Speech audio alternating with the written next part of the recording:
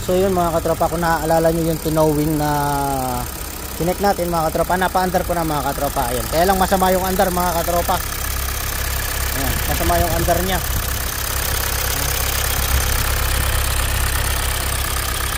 Masama yung under mga katropa. Nakalabas yung check engine pero nare-rev yan. Kaya lang hindi, ayan diba, yung kagaya nung una hindi natin ma-rev-rev. Pag nire-rev mo namamatay or pigil mga katropa, ayaw.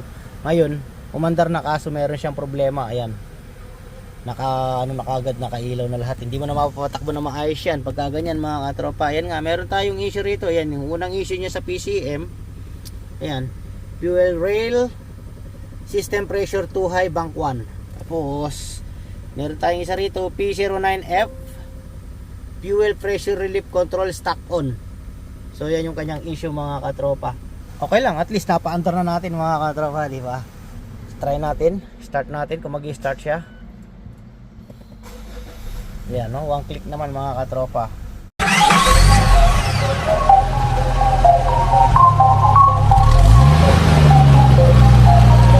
The Mechanic TV.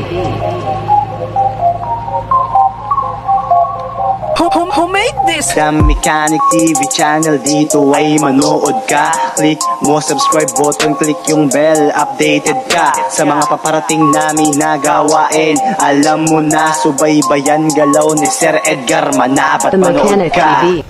So yun, meron na naman tayong towing mga katropa. Ayan, no?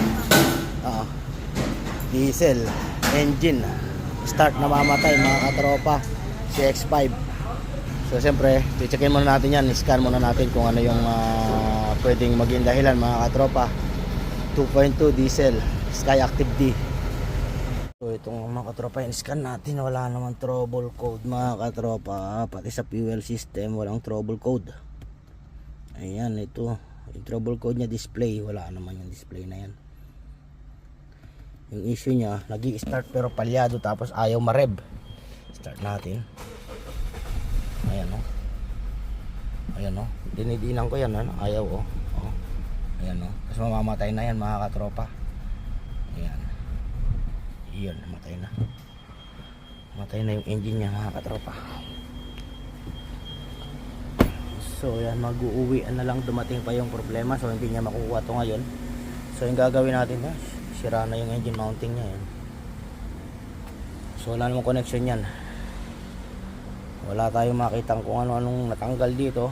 So yung gagawin natin, first step muna, basic muna tayo, dun tayo sa sa fuel filter. Ayun, nandun sa loob na yun mga katropa. Pagpapalit ka ng fuel filter, magtatanggal ka ng battery mga katropa. So yun muna yung gagawin natin, first step mga katropa. Nagpalit tayo ng fuel filter, ganun pa rin mga katropa. Nag-i-start naman siya, kaya lang palyado tapos namamatay mga katropa. So siyempre meron na tayong hint dyan.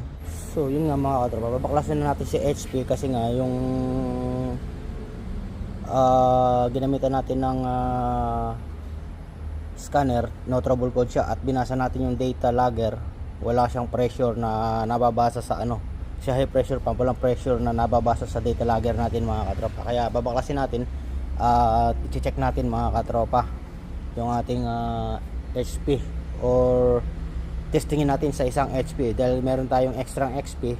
Testingin natin mga katropa para ma-confirm lang natin yung ating HP kung yun ba yung problema mga katropa. Pero bago natin testingin, tinesting na natin na wala nga umaakyat na umaandar siya tapos biglang hindi mo ma-rev, biglang namamatay na lang mga katropa. Doon pa lang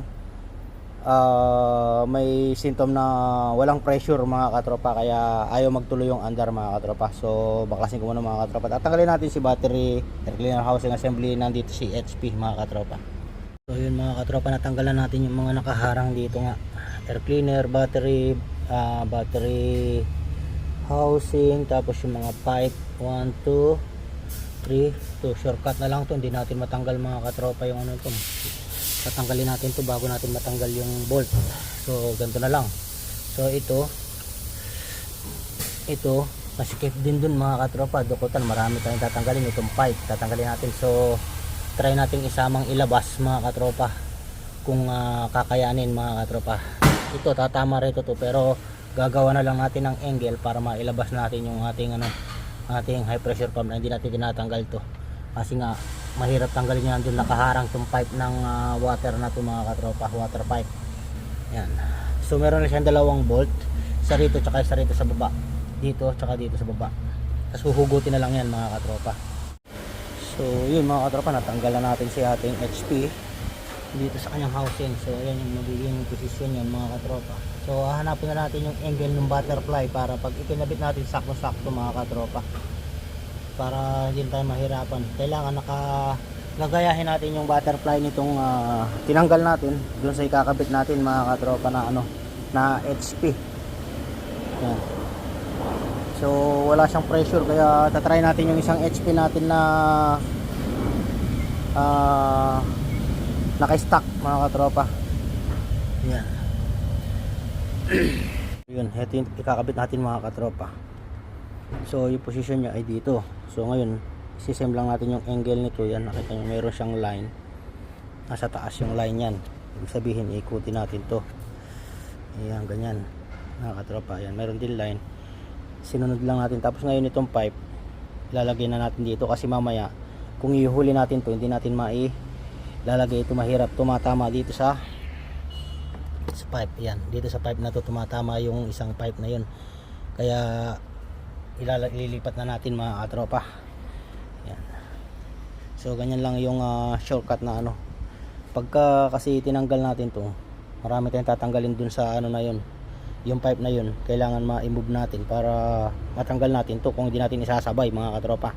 Ngayon sinabay ko na lang, dinukot yan mga katropa, yung shortcut na niya. So ngayon ililipat ko muna tong pipe dito, tapos i-install na natin.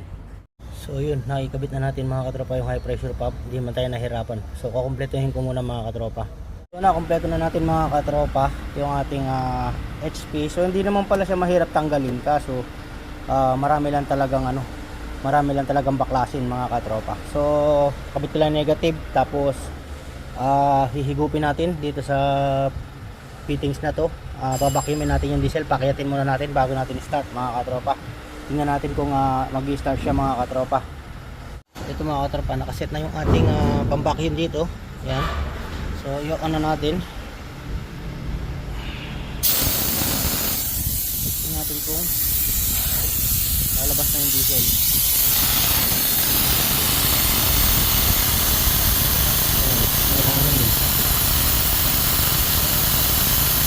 Bula-bula pa mga katropa yung lumalabas, sabihin may hangin.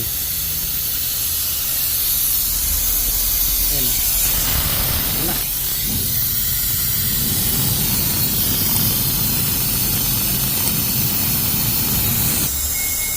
So okay na yan, pasara na natin mga katropa.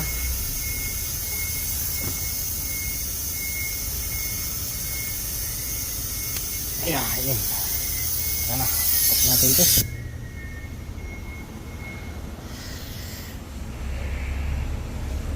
So tapos ika-crank natin yan. Yun, after ng cranking natin mga 30 seconds, siyempre magka-crank yan 15 seconds. Kina-crank natin, nagka-cut off, crank natin ulit, tapos nag-crank na siya. Ito na siya ngayon mga katropa. Obserbahan natin ngayon, mukhang mukhang may resulta na mga katropa. Yan, hindi na siya masyadong namamalya mga katropa. Yan. Yun, nare-rev na siya pero may check engine. Bakit kaya? So off ko muna at titignan natin yung radiator kasi naglabas tayo ng tubig.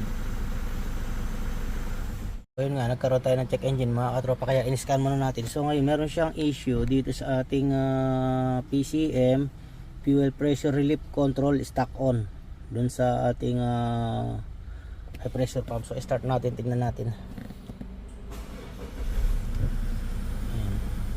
Nag-start naman siya, kaya lang namamalya. Pressure relief stack on. Ayan. So tignan natin sa labas, pero mandar, di kagaya ng isang HP nya, hindi mandar.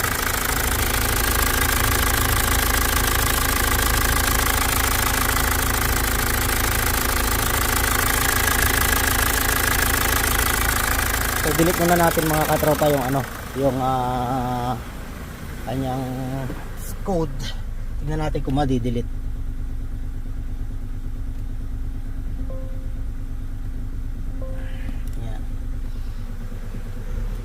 pero nare-rev naman, ayan, no.